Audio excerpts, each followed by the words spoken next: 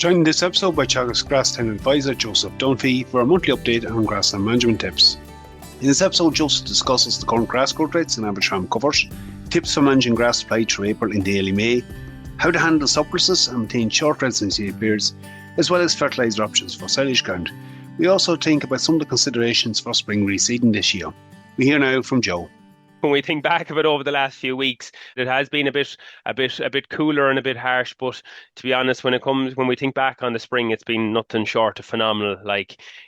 Grazing conditions have been unbelievable. Apart from a week or two here and there, ground conditions phenomenal, and growth rates. As we kind of came through that second part of March and early April, like when we look back over the last few weeks, we're seeing growth rates about kind of 30-40% ahead for those first 2 weeks of April, ahead of the 5-year and 10-year average. So it's been really, really good. So look, if we do get a little bit of fair play over the next few weeks, farmers with maybe fertiliser slightly up to date and in rotational grazing, we should be set up for a very promising year.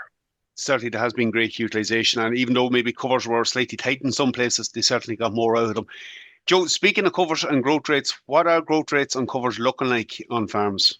Yeah, so look at on the dry stock on the dry stock side of the house from the Grass10 newsletter this week, we're looking at about 836 kilos of dry matter per hectare average farm cover, which is leaving us somewhere in around 25 days grass ahead for the people that are measuring grass, and growth sitting at 37 kilos for this week, Kieran. So a very strong position for mid-April on farms. So and in general, look at those people, Kieran, that are measuring are people that are tending to be, are better operators and, I suppose rotationally grazing. So it just goes to show you, if you put the grass on the farm in the springtime and you get the rotation grazing piece right, you can really reap the benefits of it.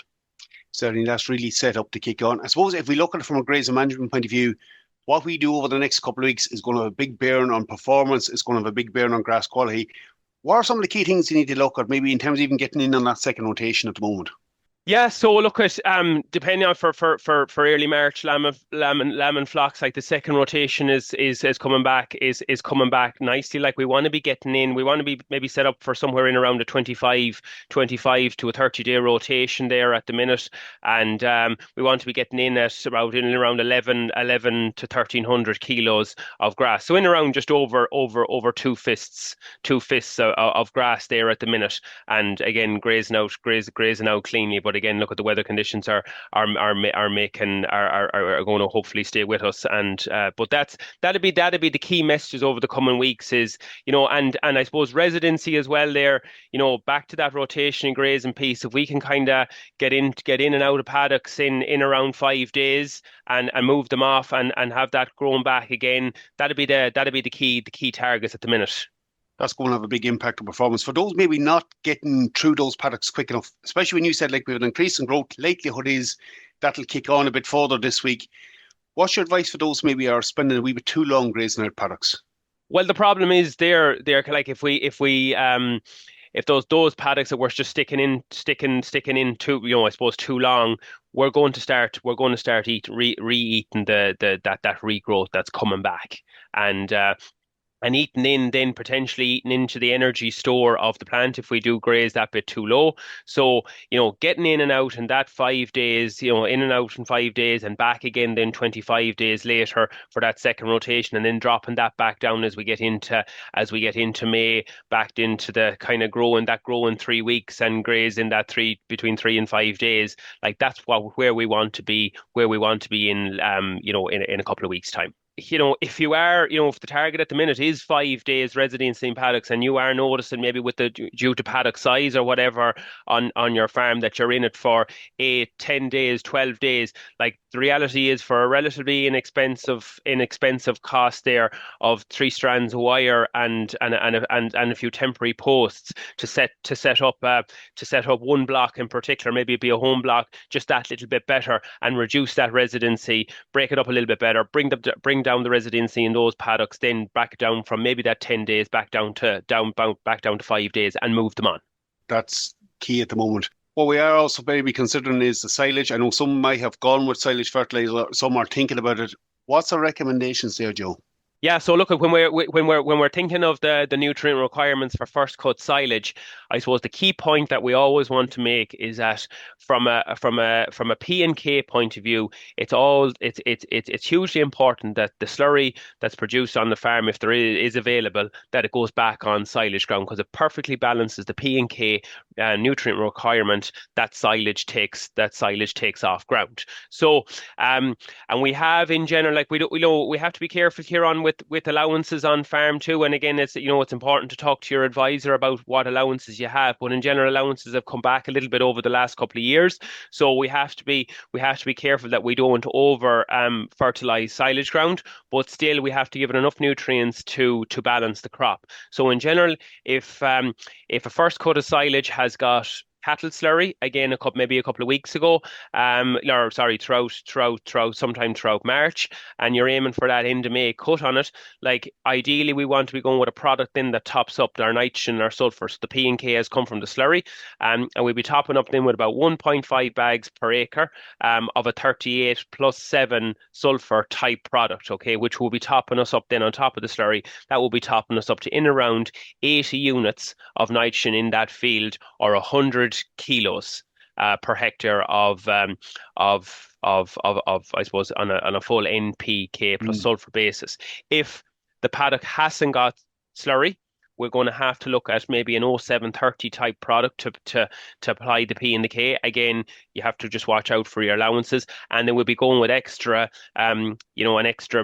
nitrogen there. So you'll be increasing that to 2 bags per acre of a protected urea plus sulfur type product.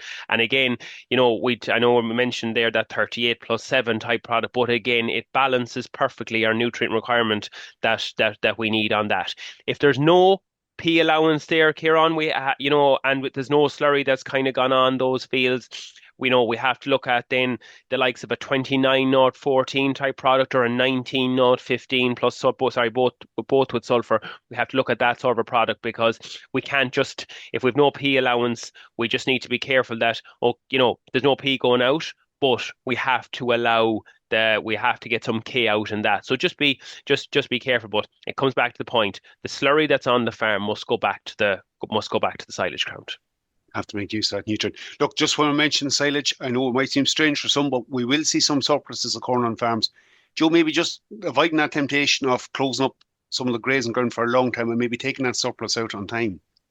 Yeah, so again, look at as we said there, silage, some grazing ground at the minute. Again, depending on what stock numbers that are on the farm, we are slightly ahead of the grass growth is ahead of we'll call it the long term average. So that there may be a position over the next few weeks where something does go ahead. What I would encourage people to do, it's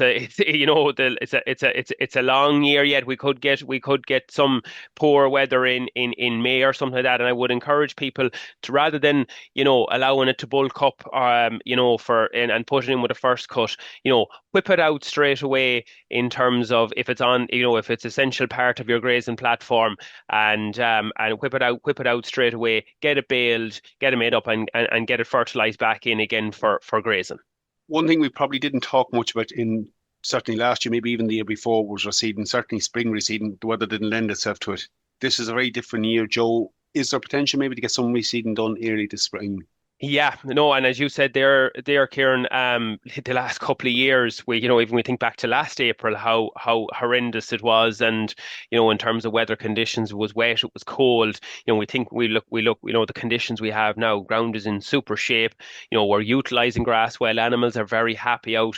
Stock are content at grass. There is probably the ability there to tighten up stock ever so slightly and do that bit of reseeding. I think in general, the time of the year where farmers, we encourage farmers to get the reseeding done early in the year. I think sometimes, Kieran, what can tend to happen on farms is maybe later on in the summer things are quieter on farms and people get a notion then to do the bit of reseeding. And the reality is later on in the autumn, it can be hit and miss. You can have people saying, look, I got a reseed done and it came out the finest. But then for everyone that says the reseeding came out the finest, you get someone who says, oh, it didn't go well for me. Or you go out to a field and there's a huge weed burden on paddocks because they didn't get the post-emergence management right or whatever. So we would encourage people to try and get that reseeding done that bit earlier in the spring. And, I suppose at the minute we're running 12 on-farm events throughout the country at the minute, the Grass10 team, along with our colleagues in the advisory service. And I suppose the key there's one event in every Teagasc regional unit at the minute. And I suppose the key reasons really why, and it comes back to your listeners there, Kieran, that the big demand on farm in the springtime. We know for a fact that reseeding enables more grass to be grown, especially in the shoulders of the year where there's a high demand on farm, and we know there's higher quality grass, which is going to make a big difference to animal performance. And the other 2 points as well off that too is that reseeded pastures are way more responsive to nitrogen application as these allowances start to tighten, and also the ability to bring a bit of red or white clover into maybe a bit of red clover silage on some paddocks, but also incorporating white clover into the very, very important that we incorporate white clover into the grazing mix. So it's doing a lot for us, okay, and getting into that. So if we've been out of the habit of doing the bit of reseeding over the last few years, it's important to maybe assess what has a high weed burden on the farm, maybe assess what hasn't been growing well for you, and maybe take that opportunity now this spring to get maybe 5% or 8% of a grazing block reseeded. I think that's a useful piece of information. Again, details of them reseeding events are included in the Grass10 news there, and I'll put a link to that in the show notes. Joe, look, that was a very useful update. Great having you on, and we'll chat to you again next month. Thank you very much, Kieran. Okay, we'll finish it up for this episode. I'd like to thank Joe again for coming on with us and giving us the monthly update from the Grass10 programme. I have included a link in the show notes where you can subscribe to the Grass10 newsletter, in which you'll find a host of useful information, including details of those reseeding events that Joe spoke about. Well worth attending if there is one in your area. That's it for me. For updates from our sheep programme, keep an eye on our Twitter page at Teagasc Sheep. I'm Kieran Lynch. Thanks for joining us. Don't forget to subscribe, follow us and rate wherever you get your podcasts.